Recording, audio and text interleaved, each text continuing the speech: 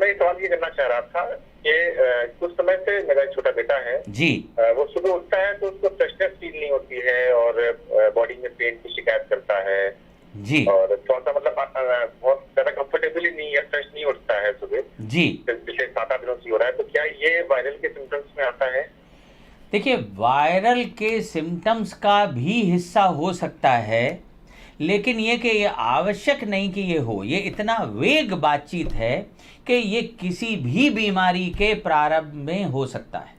आपका शरीर संघर्ष कर रहा है और इस संघर्ष की प्रक्रिया में वायरल बुखार का एक हिस्सा होता है जिसे हम प्रोड्रोमल सिम्टम्स कहते हैं, यानी वायरस के शरीर में आने के ठीक पहले घटित होने वाली चीजें। या कई बार सब क्लिनिकल इन्फेक्शन होता है कि संक्रमण तो है लेकिन उसके पूरे लक्षण सामने व्यक्त नहीं हो रहे क्योंकि आपका शरीर अभी भी बीमारी पे हावी है जी। तो वो चीज है, लो इंटेंसिटी फाइट चल रही है, तो वो इसका हिस्सा हो सकता है। क्योंकि मामला सिर्फ 6-7 दिन से है, इसलिए मुझे लग नहीं रहा कि कोई बहुत परेशानी की बात है। लेकिन अगर यही चीज किसी को बहुत लंबे अरसे से चल रही हो, महीना, 2 महीना, 3 महीना, साल भर से, तो फिर मुझे ये कहना होगा कि जिस काम के लिए नींद बनी है, यानी आपने जो अव्यवस्था दिन भर काम करके अपने अंदर निर्मित की है, अपने रासायनिक या उपापचय में, मेटाबॉलिज्म में, उसको दोबारा व्यवस्थित करने का काम नींद करती है। तो नींद अपना काम ठीक से नहीं कर पा रही है। हमें देखना होगा कि नींद के साथ में ये खलल क्यों आ रहा है। जी सर, जैसा कि हमारा जो आज का जो एपिसोड का विषय था वायरल फीवर, जी, तो जानना चाहूंगी कि सर वायरल फीवर, वैसे तो आपने बताया सोर्सेज बहुत सारे होते हैं, लेकिन फिर भी क्या कोई स्पेसिफिक ऐसा होता है इसकी वजह से ये फैलता हो, जैसे कि हमारे एनवायरनमेंट में आ जाता है? देखिए जी, जो सबसे कॉमन जिसे आप सीजनल वायरल बुखार कह रही हैं, वो रेस्पिरेटरी वायरसेस होते हैं, जी, है ना। अब कुछ वायरसेस ऐसे हैं जो पूरे शरीर को हमला करते हैं। आपने देखा स्मॉल पॉक्स होता था, चिकन पॉक्स होता है, मीजल्स होता है ना, इन्फ्लुएंजा होता है, तो वो पूरे शरीर में दाने निकल आते हैं उसके। रूबेला होता है ना। लेकिन कुछ वायरसेस ऐसे हैं जो एक खास ऑर्गन को, आपके शरीर के एक हिस्से को ज्यादा प्रभावित करते हैं। कुछ वायरसेस हैं जो दिमाग को ज्यादा प्रभावित करते हैं, जैसे रेबीज में होता है, ठीक है। कुछ आपके एंटेरोवायरसेस हैं, वो भी दिमाग को बहुत प्रभावित करते हैं। हर्पीज सिम्प्लेक्स वायरस है, वो दिमाग को प्रभावित करता है। चिकन पॉक्स करता है, तो कुछ दिमाग को करते हैं। इसी ढंग से कुछ हमारे श्वसन तंत्र को ज्यादा प्रभावित करते हैं, सांस की नलियों को। श्वसन तंत्र का मतलब है कि उनमें जुकाम, खांसी, पसली चलना, निमोनिया, दमा उभर आना, है ना, सांस की नलियों में सूजन या प्रदाह, ये सब ज्यादा होता है। जैसे राइनो वायरस है, रेस्पिरेटरी सिंसिशियल वायरस है।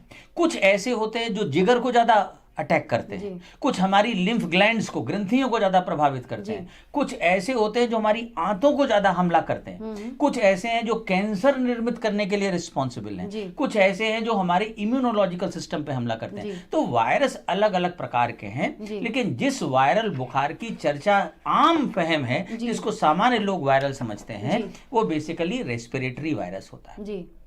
रेस्पिरेटरी वायरस का मतलब है rhino virus, respiratory syncytial virus, influenza का virus, para influenza virus, adeno virus, metapneumo virus, है ना।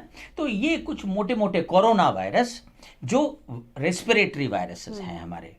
तो ये जो वायरसेस हैं, ये छींकने से, खांसने से, जो बोलने से, जो हमारे मुंह के साथ में, सांस के साथ में जो ड्रॉपलेट्स निकलती हैं, आप कभी शीशे पे ऐसे फूंक के देखिए तो आपको लगेगा कि हाँ, इससे वाष्प निकलती है।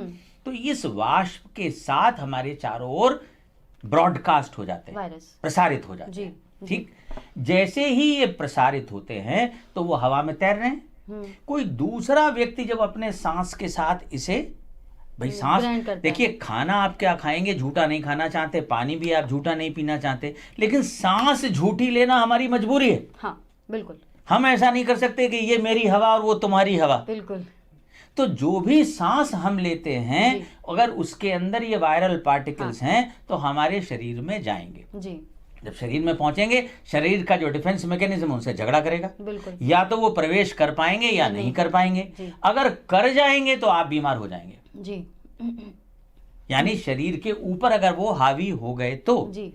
दूसरा, तो एक तरीका हुआ ये छींकने से, खांसने से प्रसारित हो रहा है हवा के जरिए से। जी। दूसरा, आपने छींका हाथ में, अब मैंने आपसे हाथ मिलाया, जी जी, मेरे हाथ से ये कीटाणु आपके हाथ में पहुंच गए, आपको नाक में खुजली हुई, आप नहीं हो खुजाया, वो नाक में चले गए। जी बिल्कुल। तो दूसरा तरीका ये है कि चीजों से, ऑब्जेक्ट से मैंने छींका तो आपके इस माउस के ऊपर मेरे पार्टिकल आ गए, आपने माउस पकड़ा, आपके हाथ में चले गए। अब मेरे हाथ में पार्टिकल है, मैं दरवाजा खोल के गया कहीं तो उसके हैंडल पे लग गए, मैंने टेलीफोन उठाया तो मेरे टेलीफोन के रिसीवर पे लग गए। तो ये जो तरीका है प्रसारित होने का, इसको हम बाइफोमाइट कहते हैं। तो या तो ये यूं प्रसारित होता है, इसीलिए कहा जाता है कि हम लोग टिश्यू पेपर इस्तेमाल करें, ठीक है, हाथ बार बार धोएं अगर वायरल इन्फेक्शन हो जाए, छींकते खांसते समय मुंह पे हाथ रख लें। जी। हाथ रखने से ज्यादा उपयुक्त आजकल कहा जाता है कि आप अपनी कोहनी में खांसें, जिससे हाथ से भी प्रसारित होगा। तो अगर आप अपनी